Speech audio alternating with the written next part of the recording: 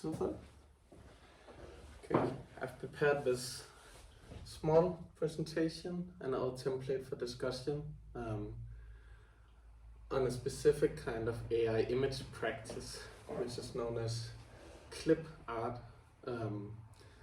or images made with the machine learning model clip, which has been intensely popular for about a year now, and is being used in all kinds of different settings and sites. And I've tried to divide most of the presentation into these different sites, which is a term from the visual culture scholar Gillian Rose, who has divided a methodology for speaking about where images are into whether they are at the side of production, where they're technically manufactured, or the side of audiencing, where people actually see them and come together around them, and some other sites. And I found that many of these sites collapse when talking about AI images, but that they're still useful to try to focus on where do we actually see them, and how can we create and understand that they're being exhibited in different ways and for different purposes. What do you mean the sites collapse?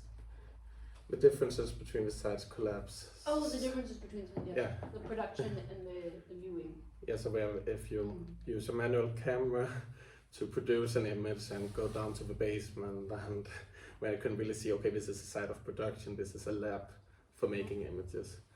But with some of the AI images, when they are also being audienced while they're being produced in different ways. So that's the structure. And then I have this undertitle, AI images as hashtag art and art, to say that I will go into where they're being used on social media under the hashtag art for different kinds of collaborative work or production. And I will also talk about AI images that are being called art, because we want to contribute to what is the concept of art. And I will try to play around with these two differences as we go. So clip, and this is a small tech background. It's a machine learning model that was introduced in the 5th of January last year by OpenAI, which is this big, very innovative firm that is owned by Elon Musk and Microsoft in cooperation. And the clip is not a model that can actually generate images, but it's a model that can combine images with text. So you can have a lot of the different textual descriptions, and then the machine learning model has learned what something should look like. And this means that when it's coupled with a generative model, you can actually create new and original images that has never before been seen or exhibited anywhere, just by using text, because it can blend the images into what it thinks and what its abstraction of what a concept is.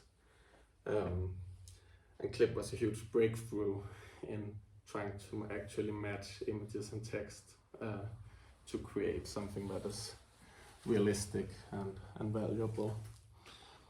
But the thing was that OpenAI created a generative model also that make images daily, but they didn't release it because they think that it could be used too easily to create misinformation, or to spam, or to have all kinds of ethical issues that they hadn't worked out yet. So they just said that they knew how to create these images, and they showed some examples, but they didn't make the model open to the public, only the clip model.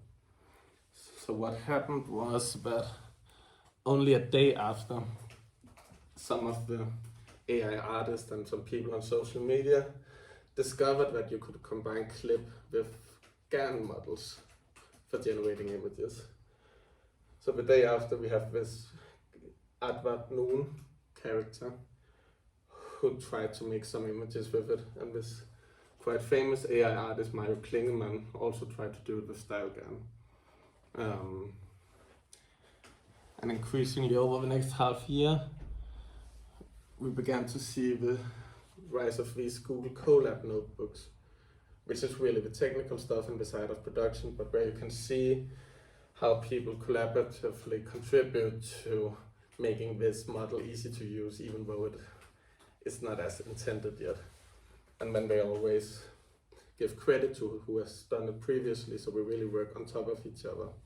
And it's very easy to work in Google Colab because you just pay a small fee, and then Google hosts your data processing on their GPU servers, so you can actually do machine learning on a very basic computer, because you don't have to use the CPU, the central processing unit, but can be a part of the cloud. And that makes it incredibly easy to use, even though it's still a bit slow compared to other models, but it's powerful. What was the name of that Google Colab. Google Colab. Colab, Yeah. So you have different Colab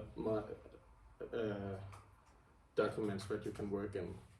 It means that you don't have to have all of the software running locally on your computer and having all the right packages and things like that. You can just go in and use that. Yeah. It's a The very cloud. yeah. And then you also have to figure out which one of the Google Colab documents works for your specific use case, right? So this is the latest one, called the diffusion model, that can create some very realistic pictures, and a lot of people are working in it, but I'm still using the original notebook by Catherine Crossan because it's much easier to use, and I can generate quite fun images of my liking, and I know how to do it. And I think this has gotten a little bit more complex, so I cannot as easily go into it for whatever I would like to experiment with. And as you can also see, this is just a half year of development, right? Which is mostly being done in the communities after the model is released. So this is an example of how it works. That if you try to write a bleak and grayish brick wall, then this is how the model think that should be represented. And if it's a bleak and grayish A4 paper, then this is how it should look like. And I made two examples because you can actually see in the pictures that there's some aesthetic qualities of what is bleak and grayish that reappears across the images. You can see that this cloudy mess is somehow reminiscent of these collages or assemblages, which might look more like a bombing or like something is being destroyed, where here it's more like a painting, or that you have put some clothes over the paper or something. But you can track how some of the representations recur across the images, even though it's a different object that it's trying to represent. So it actually takes into account the media specificity of a brick wall and a paper. Yeah, it does. That's super interesting. What do you mean by that? I mean that the physical medium of an A4 paper is not usually something that is fogged or bombed. You know, bomb A4 papers, you draw on them. Yeah. And vice versa, you don't draw with nice brush strokes on brick walls. So that So is actually the assumption. learn something very specific about the material. Because it knows, because it's been trained to know, or no, it doesn't know, but it's what is usually on an A4 paper and what's usually on a brick wall. Yeah. Yeah. And then it makes a standard representation of that it tries to fit this description of something bleak and grayish into, right?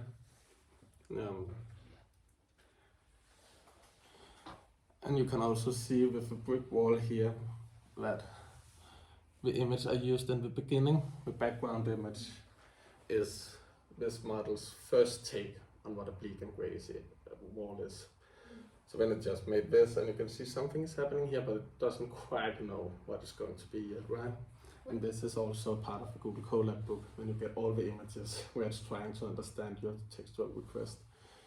So this thing turned into this after trying 2,000 times to make the picture. So I haven't used that specific notebook.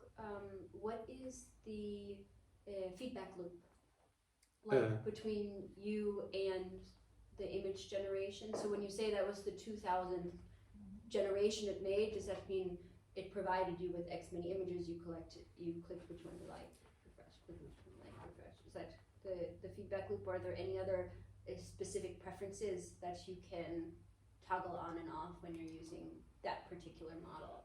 Yeah, you can toggle on all those preferences. Like, so I chose to get a picture every 50th frame. So it produces 94 images that I don't see, and then I get one, and then it continues after this specific period that I have also decided. but what I mean is, So I could also then do it 10,000 times, but then it would probably just keep reappearing as this, because it has decided in a way that this is what a Who's bleeding grace. discriminating? I mean, is that machine or you? That's what you're asking, right? no, Things. I'm asking, like, for example, if I look at that and I say less green, I'm wondering, does that model have the capabilities to take in specific commands like that, or less green, say less green, or more geometric, more I'm just, it's a model specific question. So what's that? Yeah, then I would start over actually. Sorry? Yeah, then I would have to start over and Okay. say, okay, I want this to be less green.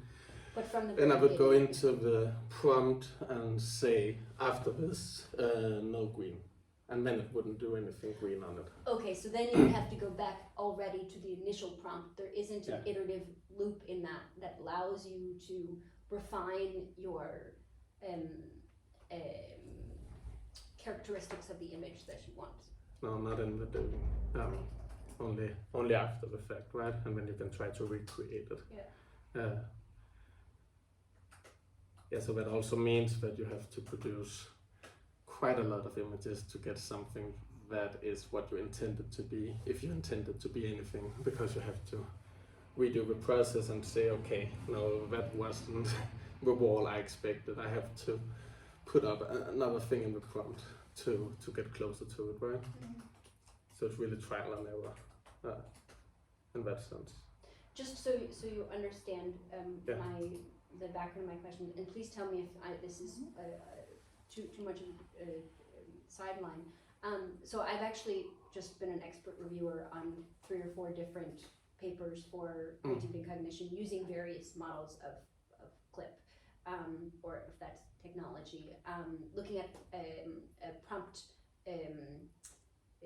tailoring of prompts, essentially. Prompt engineering. Prompt engineering. Programming. Yes, and also the combination of image and giving it an underlying image first. So giving it a sketch and then having it interpret it, and then do text plus input image first, all these different things. So I'm reasonably familiar with this. Yeah.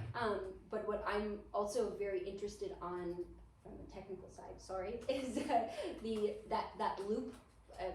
A lot of my research is in hybrid intelligence, so trying to find these optimal synergies between the humans and the algorithms in that creation process. So the human trying to understand what the algorithm's doing and being able to have a robust feedback loop to balance this exploration, exploitation, control process. So that's why my question was about, in this process, okay, what are the capabilities of having the AI system as a partner in the discovery? Okay, you have to start over. That's not really a helpful,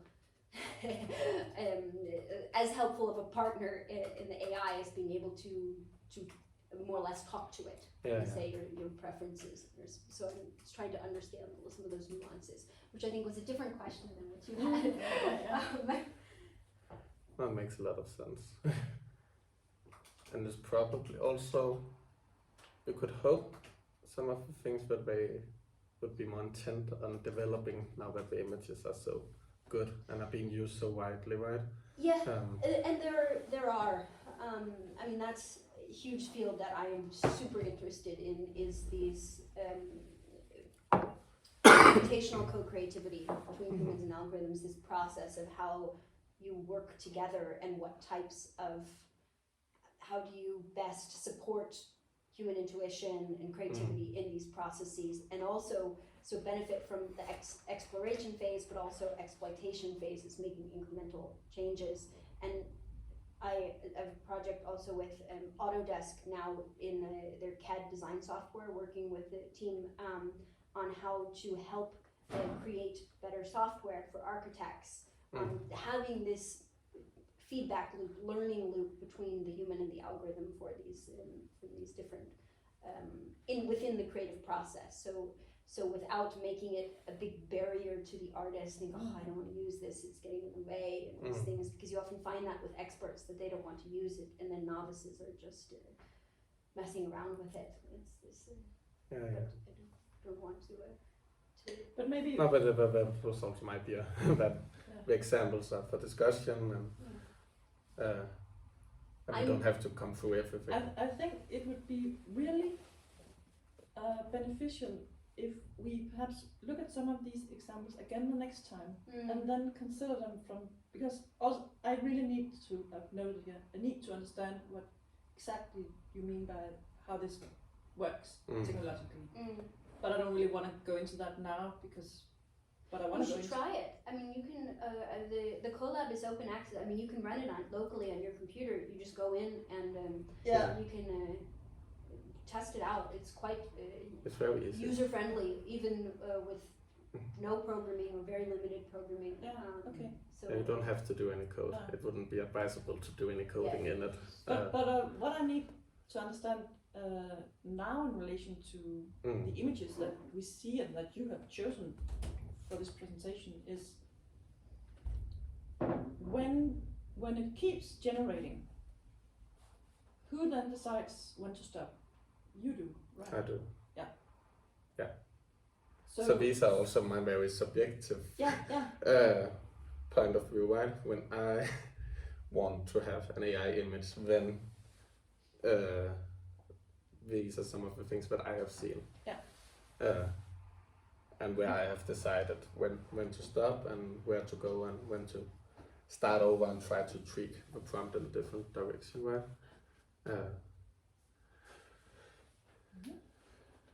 And I still like, for example, just the absurdity, even though it's quite common now, many people know it, of having this image and this first one together.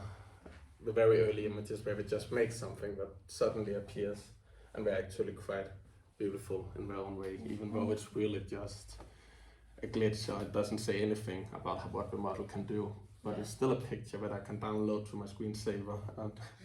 And that's generated out of just bleak and greyish, or is that a bleak and greyish brick wall, the first one? This is like when it's warming up to say what a bleak and greyish brick wall is. Yeah. So it doesn't have anything to do actually yet with bleak and greyish brick wall. Yeah. But it wants to, right? Yes. So it's the start of a teleological road towards understanding that. It's a short representation of saying, okay, I have to think about this. But and then the computer doesn't need to see the result. So why it's because you asked to see every 50. Yeah. Because the computer doesn't need to see it. Oh. It doesn't. I mean, it doesn't. It doesn't see. Look. So that's also. What do you mean? Yeah, by that's lead? interesting. Sorry. What do you mean by lead in that case? Lead It doesn't have any goal. region optical. No. But I guess it's a question of maybe it's more the question of what information does it need to read in from, or so. Yeah, but Yes, it has the network. training. That's done. Yes. Yeah, it's a pre-trained But model. the user interaction. So so Asger needs to see the first. And it should know what Asger wants to see for its process as well. Yeah, because Asger told it that he needed every 50. And so it's learning what Asger wants in that sense. So you could say that in a different manner, but in this specific case, I mean, it doesn't, it's just like, I'm doing my thing, and then, okay, I can show every 51 to the stupid human out there. Isn't that how it works? It It doesn't doesn't- learn anything new Yeah, from but But it this. doesn't learn aren't you anything new. Yeah. No. Like, so there's no selection process. No. It's not like it learns from what you select. It doesn't. Okay. It uses its knowledge in a way, right? Because it's pre-trained. So I don't think that my There's nothing interactions. adaptive in this model. No, Okay. my interactions with it will not improve it, unfortunately. Okay. Uh, So that's what also. And that's also what- What is the human? That's if we sort of. So Asger only needs this for curiosity or understanding himself. Yeah. The model doesn't need it. So that, in a sense, is an image that is compared to like heat maps or something that is because exactly. Mm-hmm. it's explainable AI, but in a fun domain. Mm. Yeah. It's a bit of explainable, right? Even though Yeah, but it's the only way to actually explain what is happening would be to have a broader reflection on, for example, the cultural specificity of paper and brick walls, and then think about what we know of that and see if it applies to this, because then we could say that it has learned some cultural concept. That would be the only way to probably explain it, right? But yeah, it's a heat map in the sense that it's an explanation of a process. now I understand it. So I'm really interested in what types of humanities questions research questions from a humanities perspective, would you ask about these products? So again, I'll try my best, step away from the technology and the process. It's sort of, as you said before, they collapse into one. So I mean, imagine that you're at a museum and they have a space where museum goers or gallery, whatever it is, are making images like this with just plain generative models or with clip something. I mean, what is that? Their creation, or what is created? Interesting from a humanities perspective. What types of research questions are interesting from a humanities perspective in that? I guess that's a. You could, for Open example, ask question. about culture. Every single one of these images are in a way a condensation of catalogued, archived, mostly Western culture. And each one will show a different representation of it, but even though it is only an A4 paper, then it should say something about how human culture that has been archived or digitalized in some way would represent and think about the materiality of a piece of paper, which is of course. I have this from an AI artist named Gregory Chatonsky, who's French and very theoretical, very interesting, and he calls these the last images, because they're images of other images, so they're kind of meta-reflections on what an image is. And then you can of course have all sorts of other questions arising from that with more specific goals, right? Yeah, the culture can be what archive cultures are put into this. That goes to the training and the digitalization process and what has been digitalized, by whom, where, when, what has not been digitalized. Which is probably the most important question. What is then becoming visible now in this new era, and what is being hidden because of that archival / digitalization culture. So that's one type of culture question. Another culture question could be what subcultures sort of generate this themselves, and what drives what big tech culture slash economic what subcultures generate things? how's this, I mean, as you said, just in a half a year, a lot of subcultural environments have popped up that develop this.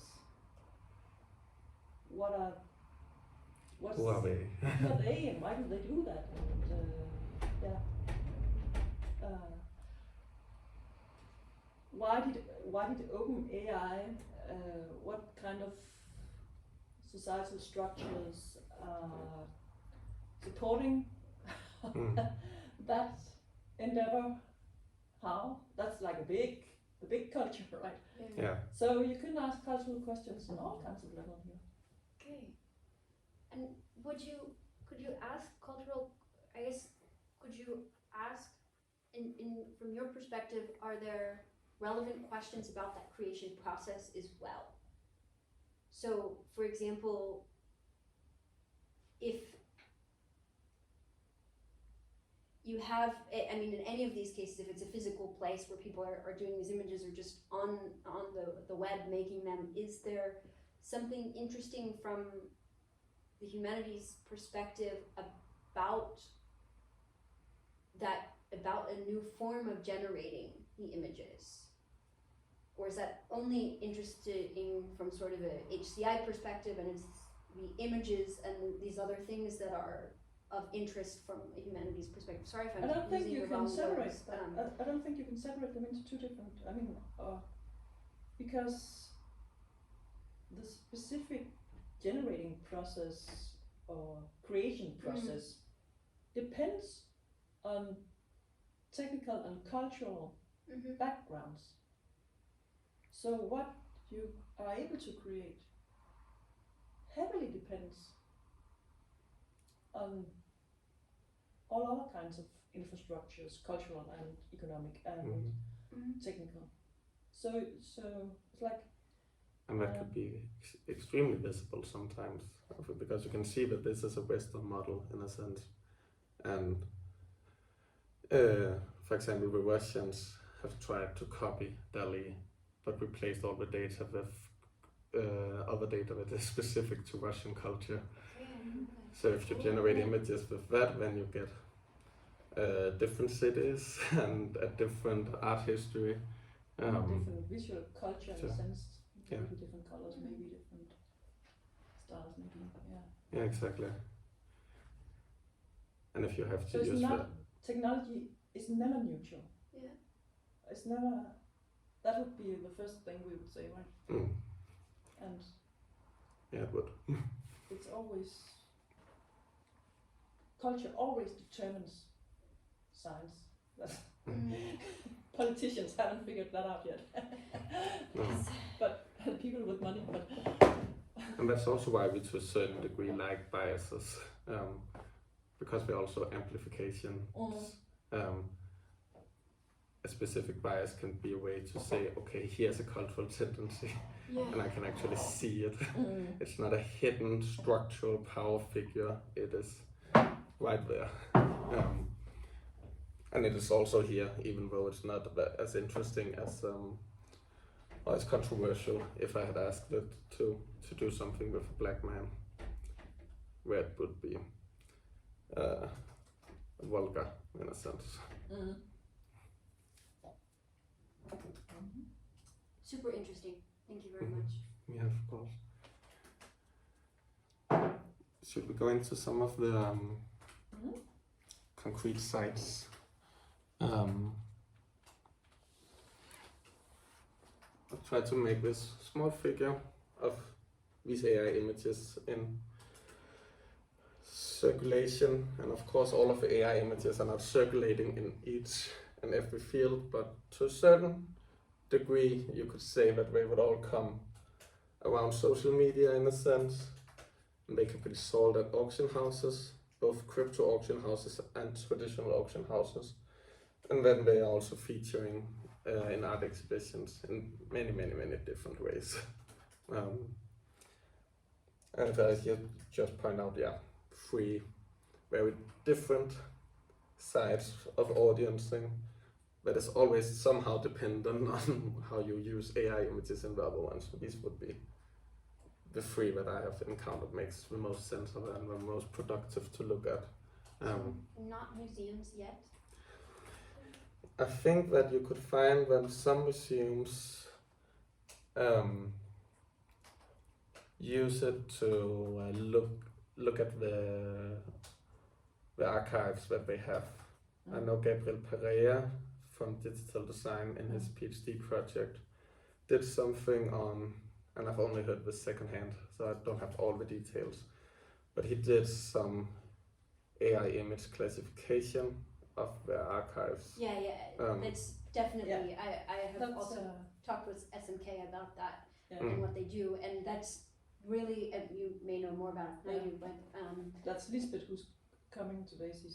She has a whole project on that. yeah, I mean that's a big That's area good, of the classifying images. But my question was if, from the experts, if AI images are, what's that movement into museums, in actual gallery, like the SMK or places like that are having, is it? I think much of it is still so experimental that you're trying to see, okay, how But does they this are. I mean, they fit in? They are there, but they are not framed with technology. They are, Yeah, exactly. like for instance, the Danish artist slash author Amalie Schmidt. She has, as part of an exhibition, made some huge banners with artificial insects, like insects that are synthetically generated. Yeah. Images of them or actual insects or like images. 3D models. No. Okay. Posters in the Okay. cityscape. So they are there definitely. I can recommend as an intro to that field book by, it's free for download, a book from last year or 2020. AI art by Joanna Zielinska. Okay, would you? Yeah, it's a great book. Yeah, I like that. I also just. It's also free online. Okay. yeah. Just sort of while we're on the topic of research. And it's very easy to read. Yeah. Good for me. And she's very accessible. I read it and Understood sent her and maybe understood it, but I just sent her an email if she would co-supervise my project and Oh, nice. if I could visit I her. met her with her in London last week. Okay. Yeah, Joanna Zielinska. And I've also discovered that she's quite controversial in some of the AI art milieus because she's the critical humanities voice, and many of them has not heard that point of view before. So they're like, okay, does she not like it, or? And she really in likes that it, book, but- she's not, hiding her preferences and dislikes, and That's a very strong piece of cultural criticism also, right? So. But and that's also important that these AI images that I've tried to map here are the clip-based AI images, because if you take a broader historical perspective, then you would have all of the Aaron pictures by Hal Cohen, who are exhibited in museums worldwide, and then collections, and in computer art history, etc. Right? So clip images that are made to be shown online, I think. That's Would the be focus. this circulation, right? Yeah.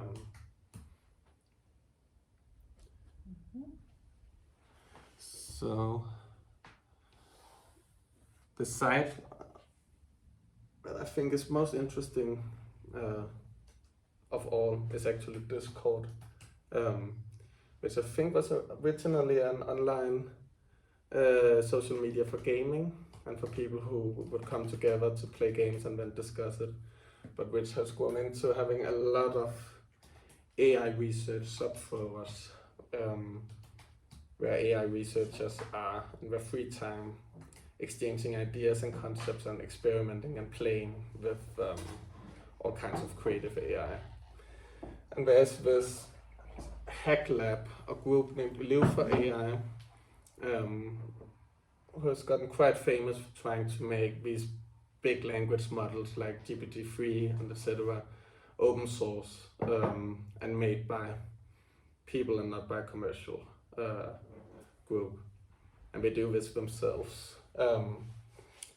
And all of their discussions and all of their reflections about their AI research has been happening in these Discord forums. And then they have a miscellaneous category where one is named art.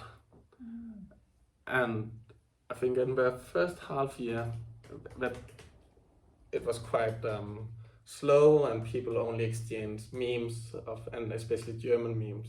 And then Clip came and suddenly this really became a laboratory for AI images. And it's interesting in many ways, but what people do mostly is that someone is suggesting an image that they have made and shares it with the group. And then, because this is a more than human forum in a way, then immediately this bot that they have created to be a part of the conversations will try to describe the image. So if you post an image in here, the first thing you will see is an AI reflecting on what is in it. And it's not the same AI that has made the image, but that can also do the same sort of translation between text and images, right? So the machine has the first word, in a sense, before the humans can get to discussing it, which is quite interesting. And there are, of course, a lot of rules for how to use this forum, especially that they must not show nudity, there must be no politics, it's a neutral forum. Like many tech cultures are, you must not be creepy in any sense. So it's clean in a way. Actually, and politics is sidelined with creepy, and, which is interesting. There's something there, Yeah. I recently read, I'm reviewing right now a field called casual creators. Are you familiar with it, the terminology? I think you would be really interested in, actually, I can share some literature on it. It is essentially these generative models purely for fun, designed for the general public. So it's, I guess the most common examples are apps that you have on your phone that you use some generative model and you create a background, some geometric or twirly thing. There are also some cool ones I've seen recently, a generative model that helps you design patterns for knitting. So you use it as an exploration feature, and then it helps generate a pattern, and you can knit it. I mean, all these different things. And I saw one, it's called Ganimals. So Gan animals, and it's specifically to create animals. And they did some of the research questions they were asking, and they had a lot of people play it and create these animals. Was what people thought were cute and what people thought were creepy. And so they were trying to do a sort of, that was the research, one of the research questions was trying to understand what humans thought were cute and creepy in animal-like. And that is aesthetic categories, right? It's Sorry? also cute and creepy. Yeah. The new aesthetic categories. Yeah, exactly. So I that just reminded me a little bit of that. Nothing categorized as creepy, and also from it was a HCI. It was in ICCC, which you might like to look at for articles, also for potential places for publication. It's the International Conference on Computational Creativity. I'm happy to share some of that stuff. Yeah, please send it all. Yeah. It's very helpful. Because so it was published in more of an HCI field, but I think it's really interesting, those types of questions, and also reflecting back on what types of humanistic questions you can ask about these pieces, these generated pieces, not about the process, but what it says about either the corpus that it's been trained on, or the preferences of the people making them, or what are the biases that could come out from the training set. I don't know, just Yeah, exactly. And I also think for this, if you really are to understand what is happening here, you would have to conduct some kind of digital ethnography and be a user on the forums and explain that you're doing research on if you have to get really to the bottom of it. So the chatbot, is that just a random user who made a chatbot? So there are different kinds of chatbots here that describe The different kind of chatbots, right? And then this is bedbot, who is then descriptive, and when you go to the Faraday cage, another miscellaneous, then this bot turns into an image generating bot. So this page works by people saying, okay, I want an image of a piece of cake, and then they receive a piece of cake instantly. So yeah, it's ways to experiment with it very quickly and try out ideas, mostly, but they are also important because they, and this is when the comment, holy fuck, what model is being used for that on this image, right? So this is surprising. How did you do this? That's something of, it's so realistic, I guess. It's so realistic. That's what they say is the. They don't actually say it. They just are clearly surprised and cannot understand how did you do that. And when they begin to discuss the technical details, what kind of Colab books they use, and that's interesting because you have seen that making good images with this actually requires one to collaborate on how to use them. So, for example, if you take many of the prompts you do here, then you can add a lot of other explanations, like if it should look like something that is trending on ArtStation, or it should look like something from the movie Unreal Engine, because these users in this forum have tried out so many that they come to see, okay, these two words actually always have this effect, and that is very powerful. So if you want to have something in as a 3D animation, then you shouldn't ask it to do it in 3D animation, then you should ask it to do something In the style. like the movie Unreal Engine, because it has been trained on that interesting. apparently. So they help each other explore how the model was trained. Yeah, exactly. And then they figure it out and they share these lists of good prompts that you can use to take your image in a specific direction, right? And you don't know any of that when the model is being published. And the OpenAI people don't know either, right? You have to actually engage collectively with it and share experiences to say, okay, this works.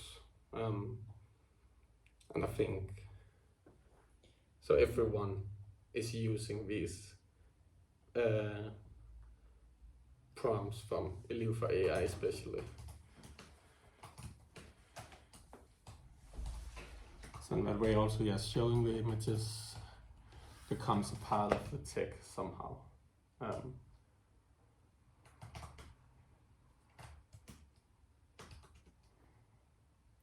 And there's of course also other forums on Discord that you can go into, but this is the best I found. But there are also, for example, Discord forums for certain AI art projects where people also collectively come together to make a project about producing images that are then way more specific than this, right? But this is much more technical than someone saying, okay, how do we distribute these images or sell them, come into a world with them, what that govern something together, right? You had a question. Yeah, are you active on these forums yourself? If I get my PhD, then I will be. Right now I'm just lurking. Just looking. But if and learning, because I'm not as technically qualified as these people, so I wouldn't be able to actually go into the code like they do. But what I could do, if I had a research position, would be, for example, to do ethnography. So I could say, okay, I come into this with this agenda, right? Where right now I do it for image production and art, and where it makes more sense that I watch and learn. I'd be interested in looking at those. That's so in my realm, I haven't been very engaged on the community platforms for new models and things like that. So I work with, or we work with Joel Simon. You know, Joel and I sort of being familiar with him, his work in art breeder and these different things.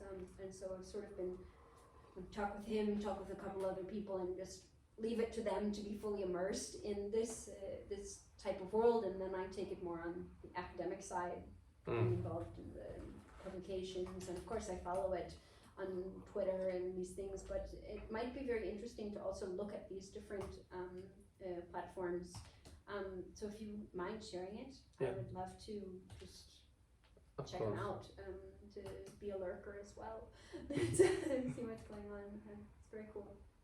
I think it's allowed to be a lurker until you begin doing digital ethnography. Then you have to say to them, okay, I'm analyzing you, right? But because it is actually happening in here. That was what I was surprised about. It's not just a fan forum where you say, oh, this model is cool, could I use that? They are actually the ones who are developing it after it has been released, right? So there's a post-production production around the image practice, in a sense.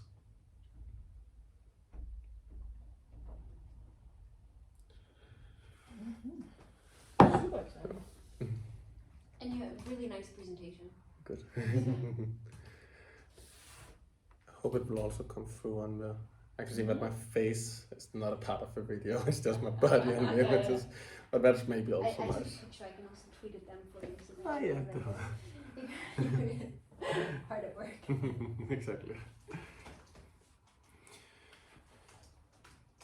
The other social media that is important is of course Twitter, where most things and discussions and exhibitions are just happening, and where people are trained on finding out, okay, what is new in AI, what is new in AI images, then people would go to Twitter. So on this first slide I just highlighted this profile named Images AI that retweets what is happening in the scene. So if you one day say, okay, I want to know what kind of AI images are being made right now, then you can go into this Twitter profile and they would probably have figured it out before you do. So that's the easiest way to see. Also because it could just be confusing. You can see that the new model has been released, but you don't know if people are actually making images with it yet, or if they're still using the old models. And then this can be a way to see, okay, no one really knows how to make cool images with Glide yet. They still use Vogue and Clip or something. So that's a very practical use case for it. But it's also, Twitter is also the place where there are the more theoretical discussions in a way about what AI images should be and what AI art is. And here just shared a short line of a Twitter discussion where this user named Helena Sarin said that it's overdue to name the AI art OGs, the original gangsters. The ones who had made this into a huge scene, right? And when she names Mike Klingemann, Mike Tiger, Mimo Atten, Gene Kogan, who Joanna Zelinska refers to as the Google gang, the males, it's very specific types of artists who are very, very technically skilled. The superficial ones, she would. Some of them are wild and some of them are also surprising, especially Mario Klingemann. Appears superficial. She says that she's very superficial, and then there's Mario Klingemann, who she says, okay, and he's also something else. He's he is superficial and a part of like AI art as a showcase for Google and OpenAI and the big tech firms, right? They really sell the product. But then there's also something happening. And you can also then see that this Twitter feed then takes one of the original gangsters before Vogue and Clip, Simon Colton, who comes right in and says, okay, some of us has done AI art for 20 years. And I should be considered the original gangster, is his say, right? Because in the 00s he created this painting machine named the Painting Fool, which is different from many of the new AI art works because he has basically programmed it himself. He has made it himself, and these guys are using these huge models that have been trained by tech firms, right? I'm meeting with one of Simon's PhD students Okay. when I'm in London next week. It's next month actually. Why I'm missing one of the reasons why I'm missing this conference or this workshop next time. But yeah, he's also quite active in this ICCC community. Him and that whole, I guess you might say, old gang or whatever it is. That's so. I really think that would be a very rich database for you to start reading through some of these articles from the ICCC community. It's very contained. They have specific conference journals, just this ICCC, and so. Very milieu in that sense, and also more academic, right? Yeah, but they do a lot of demos. I mean, there's a lot of their articles are demonstrations and artwork as well. So it's it is academic, but artists contribute to it regularly. Yeah, okay. And I also found him interesting because he proves to be he's a historical figure already, right? Because of the Painting Fool. Yeah. But you can do more original research on him, I think, than Harold Cohen and Aaron, simply because Aaron was so much of a one-person work, a classical artist doing something over an incredibly long time to perfect it, where the Painting Fool was more collaborative from the beginning, which creates more material to study, right?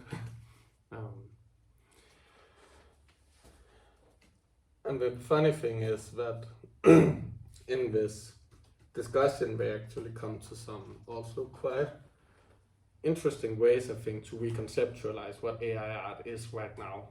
So they begin to discuss, okay, should this be called convolutional art? Because the neural networks used are convolutional neural networks.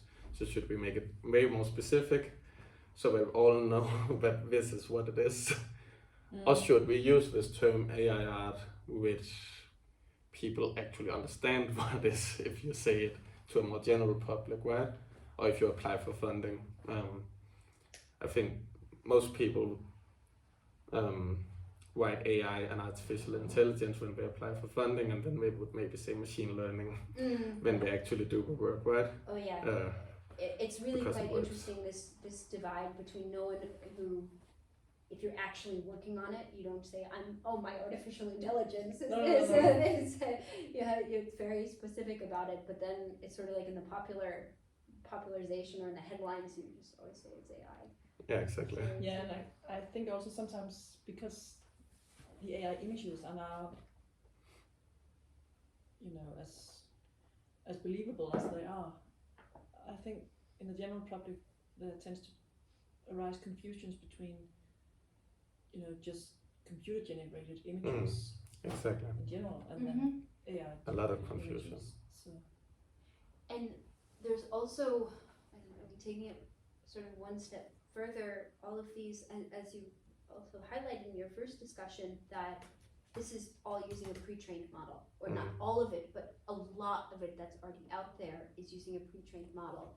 And so there's another really, so in this category of hybrid intelligence, this or human-centered AI, there's a big focus on that feedback loop. So that understanding human intent, bringing it back to the algorithm, and having both the algorithm and the human learning within that loop. So it's, and you can say all sorts of what type of learning is it in different ways, but that's something that's largely missing from a lot of these tools. And I think that it'll be very interesting to follow that trend. I'm not the only one thinking about this now, that interaction level, but I think it'll be really interesting because now, okay, it's AI generated, but it's static then. They've created this corpus, and then, I mean, it's the same right now in Cray Visions, the project that we're working on. You're using a pre-trained model, and participants are moving sliders and different things. But I think it'll be super interesting once it catches on that these systems are actually then learning. Yeah. And in what way are they learning? How do you? And that's a whole nother question of agency and ownership of the product when the algorithm is learning and in a feedback loop with the artist at the same time. Or participant. It truly is, and it, just from my personal experience, the most annoying thing about working with these models is their short-term memory, right? We instantly forget what you're trying to do. It's very easy to see, especially when you write with a language model, for example, that you have to only have one focus, because it can only continue on what was just there.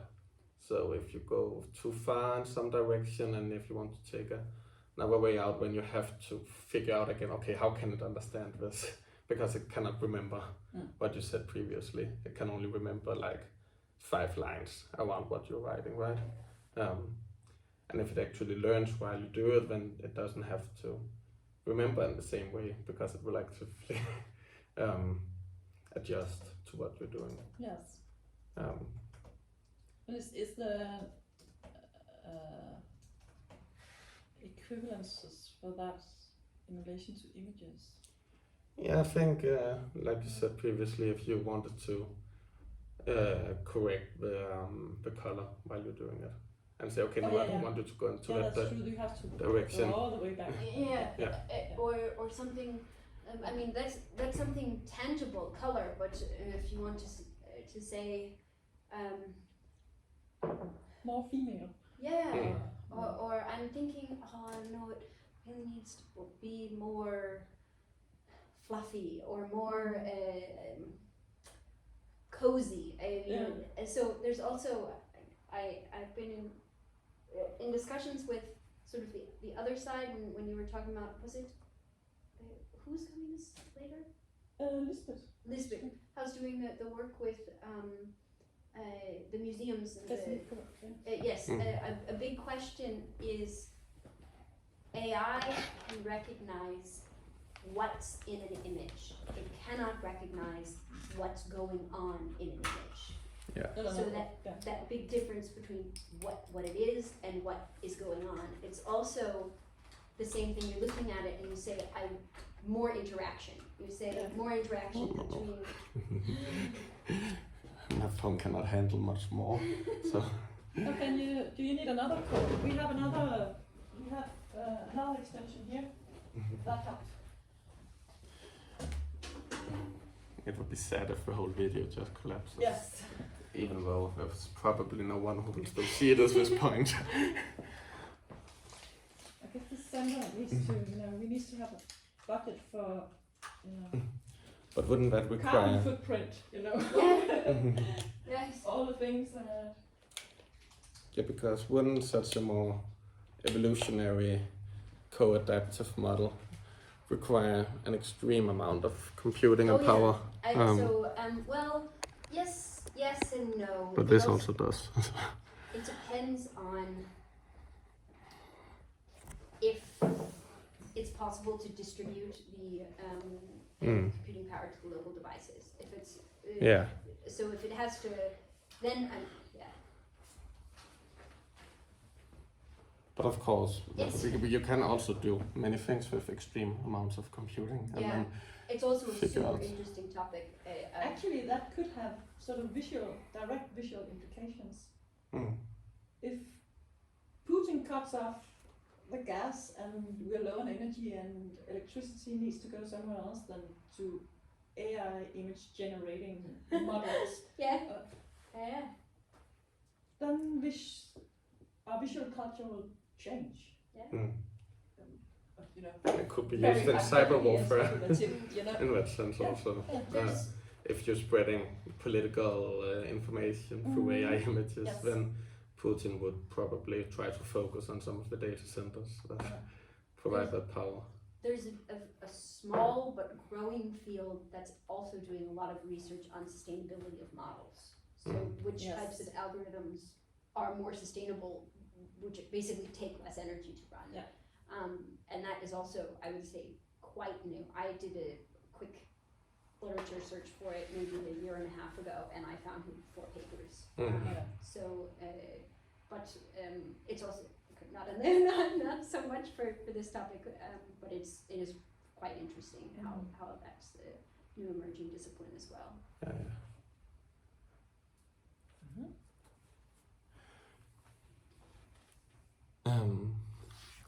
So the auction houses, the commodification and commercialization of art.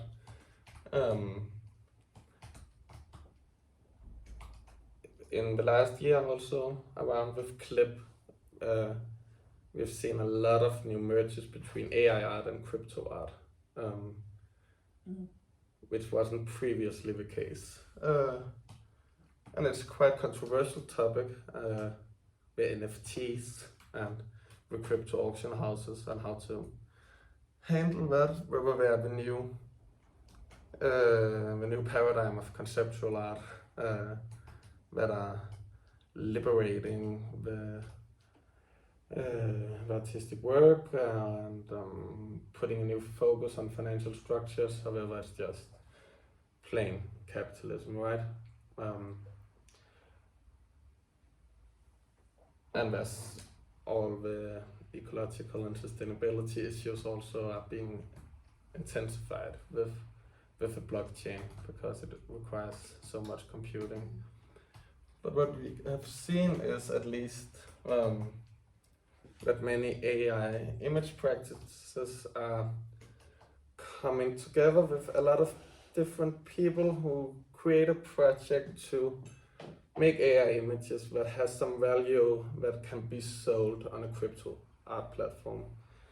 So the example I've shown here is on this auction house named SuperRare, where the decentralized autonomous artificial artist Budo, the Budo project, is selling their images. And I have shown this because it sells for a lot of money, basically. This image was the first one it made, and it was $300,000. And that's of course interesting by the simple thing that this image has been free to make, and it has been made with the same at the same size of production as the image of the brick wall I showed earlier, right? So there's nothing technically special about this image, and there's nothing that really should separate it from all of the other AI image practices that are just being widely distributed at the web. But, and this is the high level of NFT art, right?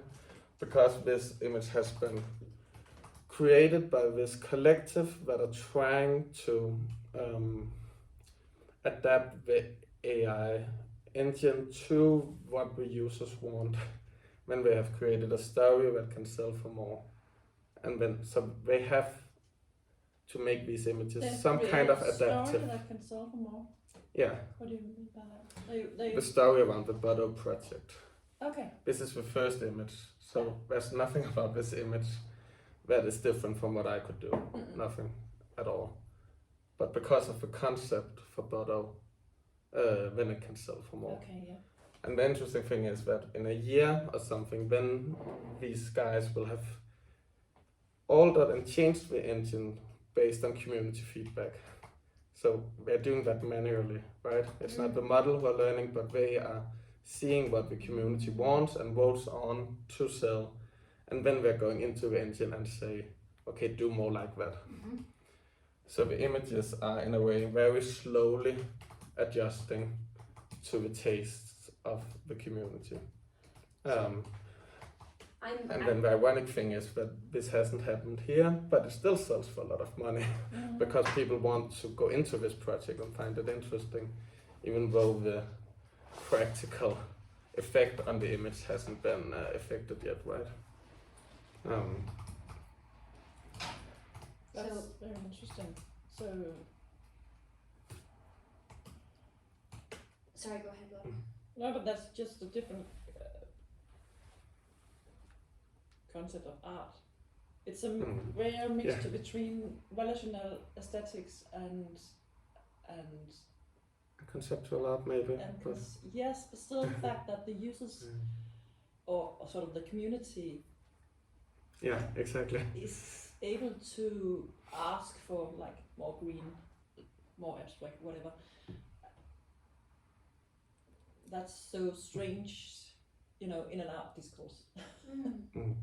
I also tried to describe it in the PhD project because I was like, okay, I have to. This doesn't make sense for the concept of art, No.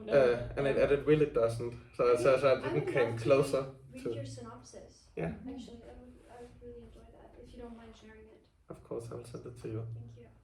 It's also the things I have here are based on the research I did. But it is really, really, really difficult to understand in relation to the traditional concept of art because it's relational aesthetics, it's community-based art, it's It's survey, survey, and it's also what do you just want? Yeah. it's also just design and organization, right? Yeah. It's a design for how people can come together and Yes. create these images, and they also do that on Discord. So Bodo has its own Discord page where people are governing it.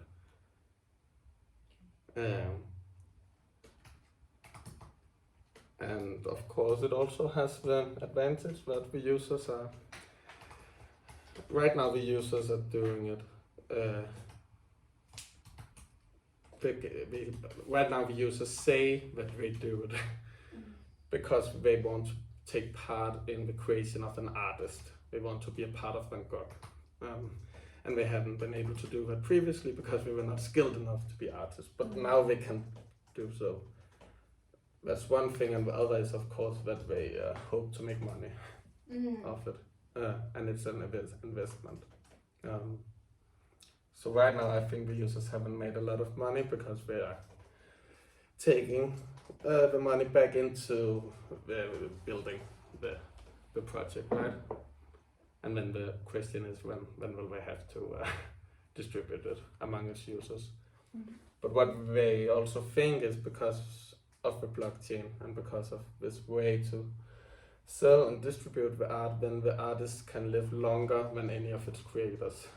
So it's Mario Klingemann who wrote the white paper to it, and he's the one who's tweaking the art engine right now.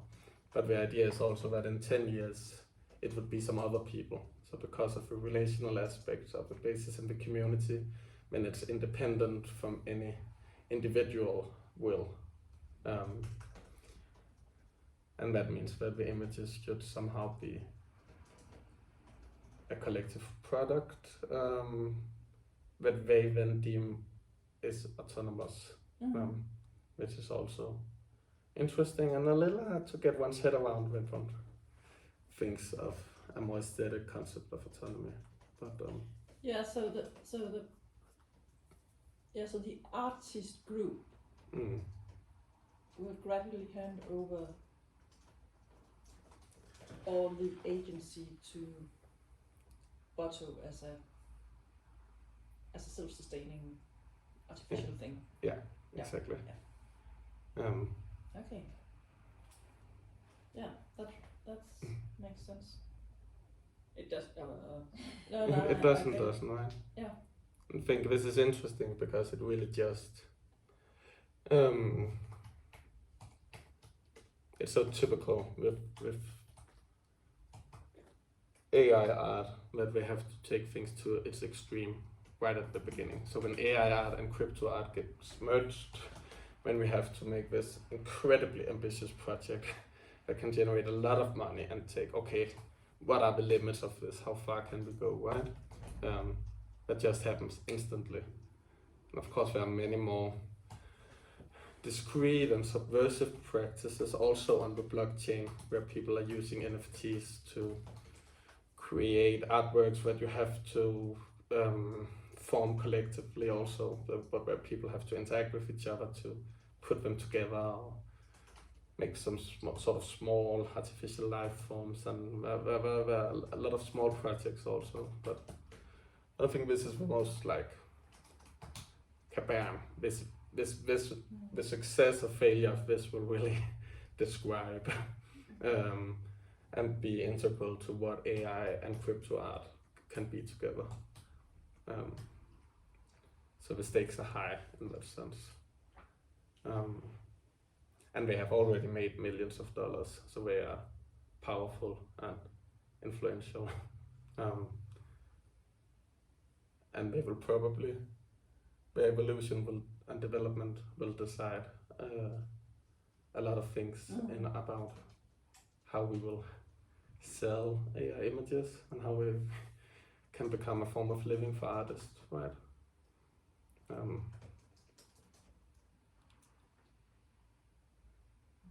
But yeah, and then I think when you can compare it, of course, to this very famous Yes.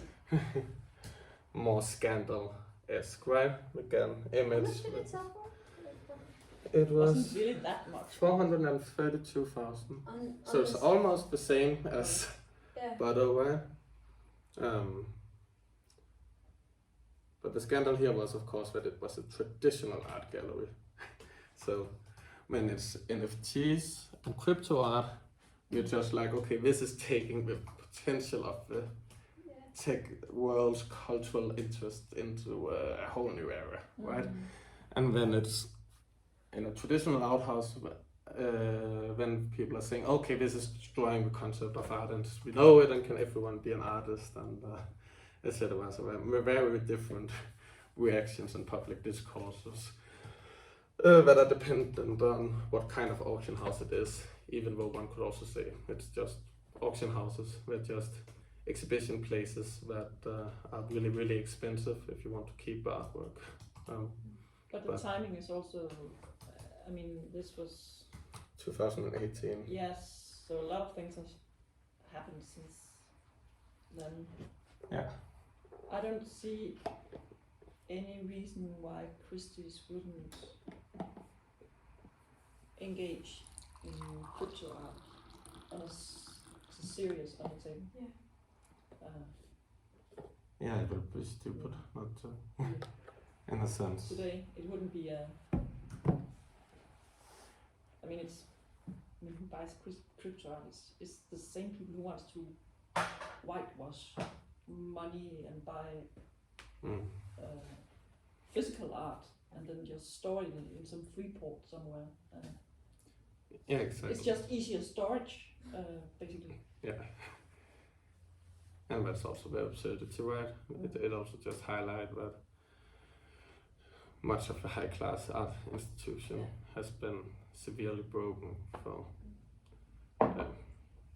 decades, if not centuries.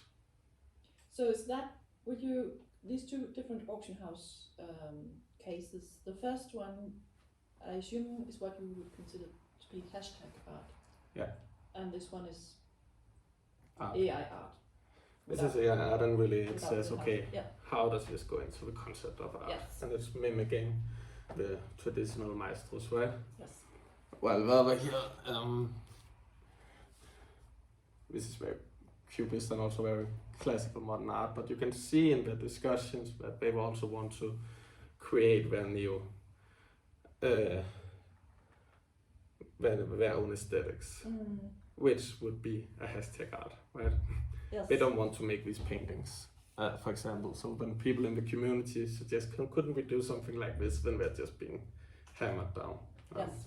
Because we have to move past this if AI Because artists. that one is conceptual. Yeah. This one. The other one is for real. Exactly. Yeah. And this is very conceptual, right? It also has a place on this Bill Ami, my good fellow, who is the creator of Gun. So it really tries to make a scandal, right? And that is, of course, the weird thing about conceptual art, that it And this is the same in the 60s, right? That it masquerades as a critique of art institution, but is in reality the same, and it intensifies the commercialization of art as immaterial value. And I find it difficult because I've seen, okay, if I really want to go deep into AI images, then I also have to, then you just cannot say no to NFTs and the crypto world, because we're such a big part of cultural context. But I still struggle to find the good arguments, because I know all the humanities arguments, and they are good, but they're also easy, so I want to find even better arguments. For discussing this in an engaged manner that doesn't dismiss it and takes its power into account, but which is still critical. I find that to be difficult with the resources I can find. But I've read some articles by Wasim Alindi, who has just received STARS residency from the European Commission in collaboration with Art Hub Copenhagen. Okay. And he has this collective named Ox Salon that goes critical and makes critical art and theory and peer-to-peer networks and Bitcoin and etc. And he has some quite interesting articles on NFTs, which are almost always illustrated with Rogan clip images. So he uses them to confront each other in a way. I think it's still very new in its development, but his essays were some of the more interesting I have found, where I think, okay, I can actually grasp something of what's happening here in a new way. What was his name? Wasim Alindi. So Wasim, Wassim Alindi. 0x Salon is the group.